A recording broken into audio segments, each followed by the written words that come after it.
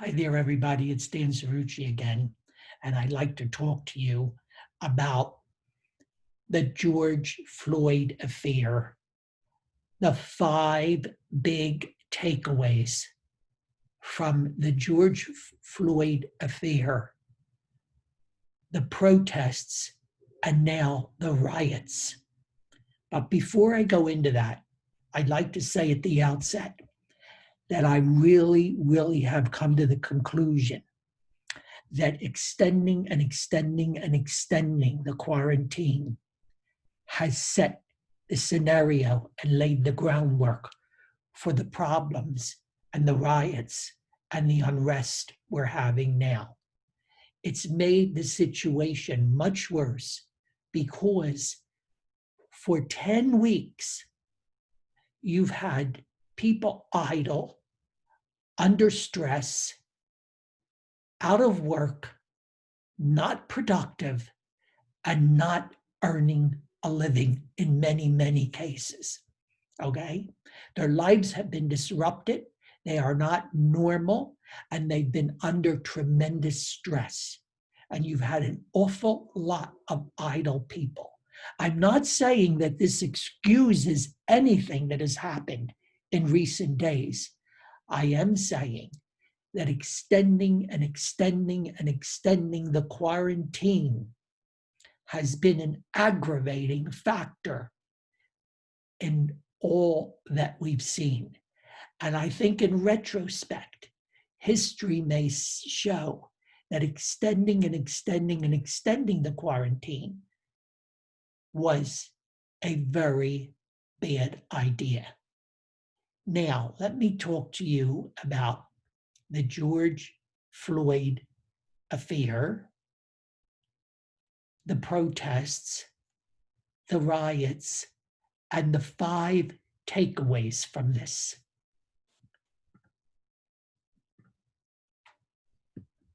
Here we go. So,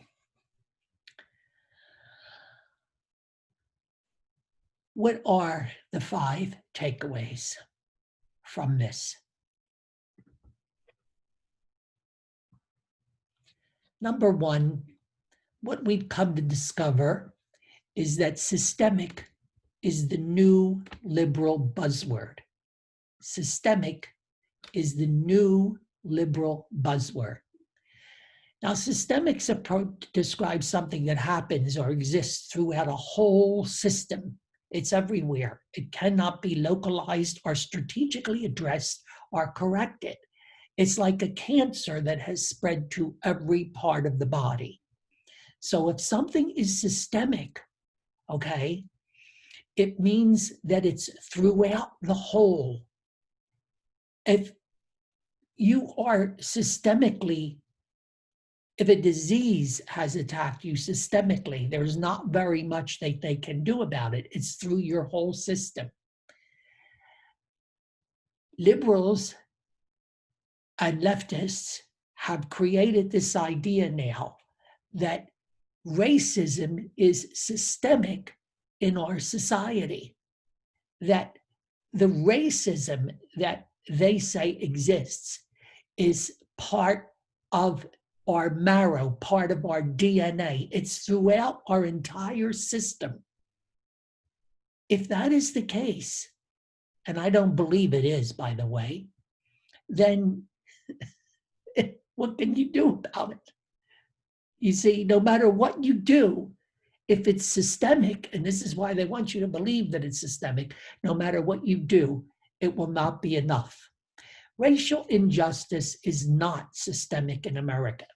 Through constitutional amendments, through legislation, through institutional policies, and changes in real life practices and attitudes, we've taken great steps to stamp out racial injustice and discrimination in our country. We've made enormous progress. I have seen enormous progress in my lifetime, okay?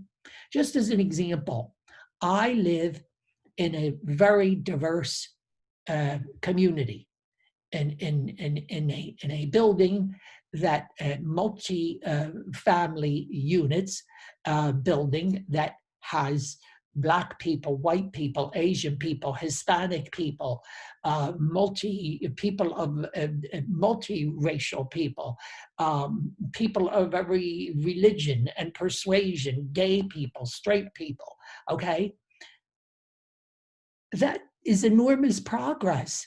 We live side by side. We help one another. We're neighbors. We act in a neighborly way. We work together. Every day, I see Americans of every race, religion, color, persuasion, sexual orientation, gender identification, working together throughout the country. There's a pattern here with these riots. This has happened before. You can see from this cover of Time that it happened in 1968, it happened in 2015, it happened in 2020 now. I remember the riots of 1968. I lived through it. Do you know where I was in 1968? I was in a 5th grade classroom as a teacher, as a white teacher in what was pretty much an all-Black elementary school in the inner city. There were some Hispanic students, but I'm saying it was about let's say it was 89% Black, it was about 9% Hispanic, and it was about 2% white, okay? And you know what I was doing there?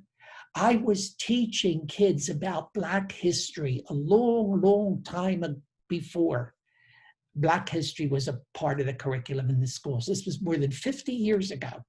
I was teaching Black students about their history. We were teaching Hispanic students too about their history, and teaching them to be proud and to be proud of their history, and teaching them about the great names in their history.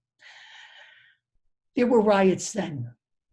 What's different this time is the sophistication of the well-trained protest organizers.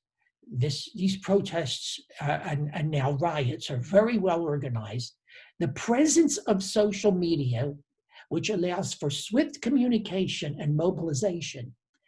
And finally, the reluctance of authorities and law enforcement to thoroughly and vigorously and forcefully respond to the riots now. I'm not making a judgment on that here. I'm just saying it's a fact. The reluctance to respond, let us say, with force is very, very evident. And in many cases, the police are standing down or they're being tremendously, tremendously restrained. But don't forget, the sophistication of the well-trained protest organizers and the presence of social media and the swift communication and mobilization, those things were not present in 1968. This is something that we hate to have to admit, but it's true. We will never completely eliminate hatred. We will never completely eliminate hatred. Now, why is that important?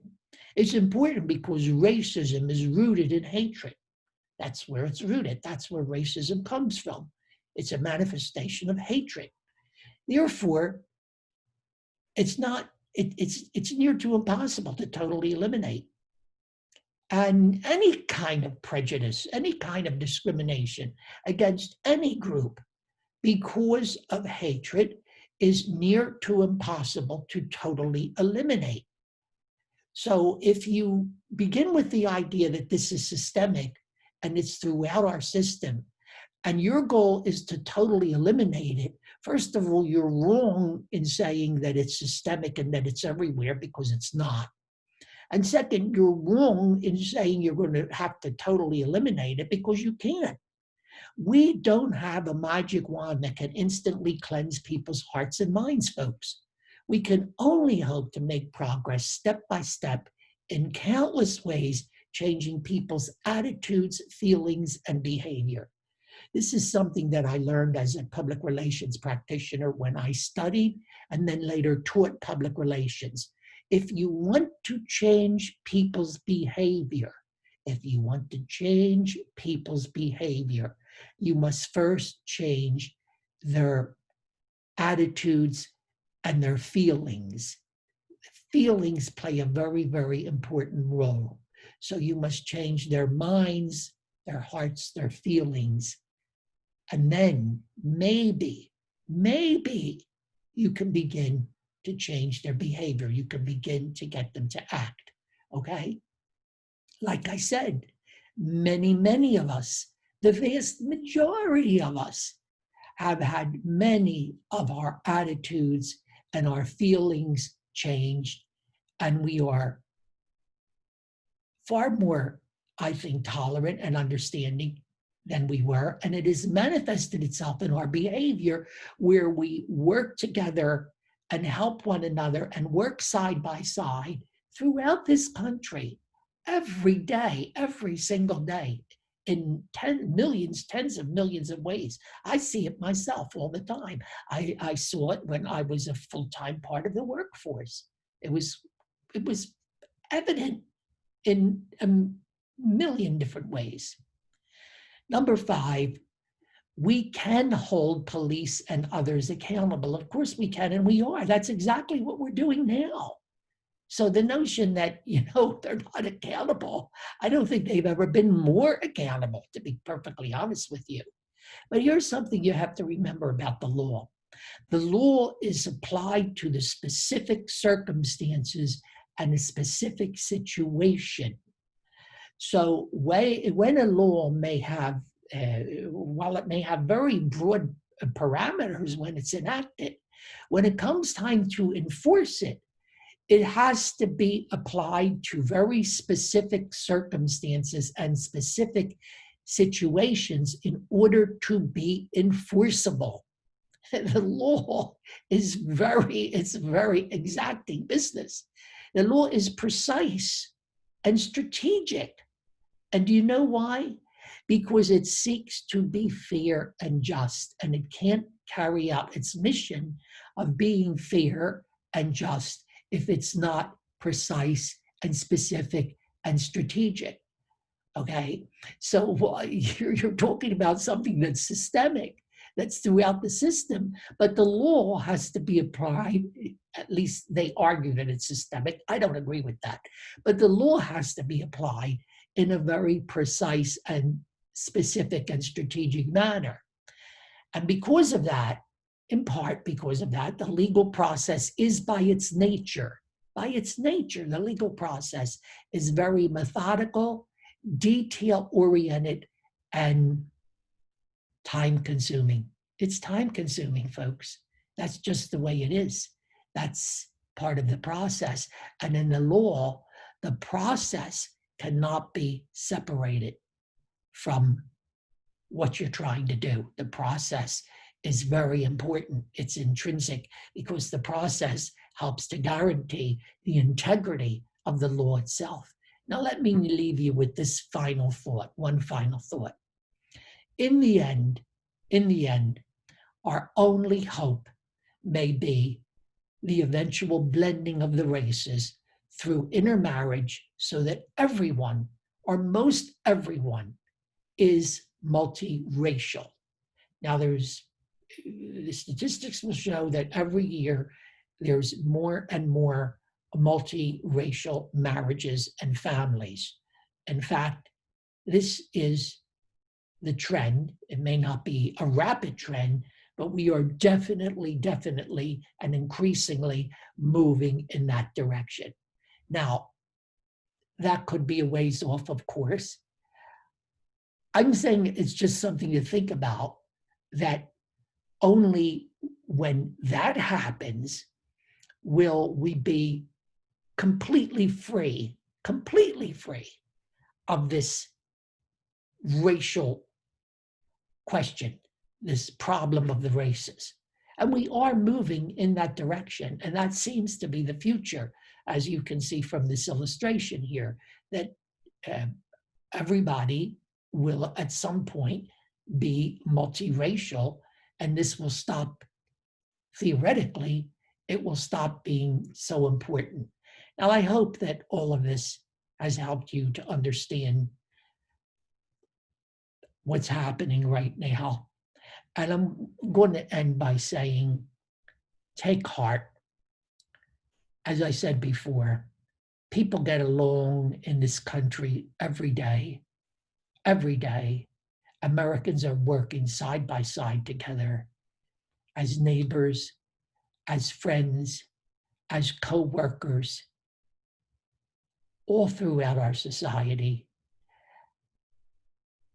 This is a small group of people that are agitating and trying to pull us apart. They are radicals, folks. They're extreme radicals. They are extreme radicals. They do not represent who we are. They are not who we are. They are not what America is all about. So let's go out and help one another and work side by side together and be neighborly and show them what our country is really, really all about. Thanks, everybody.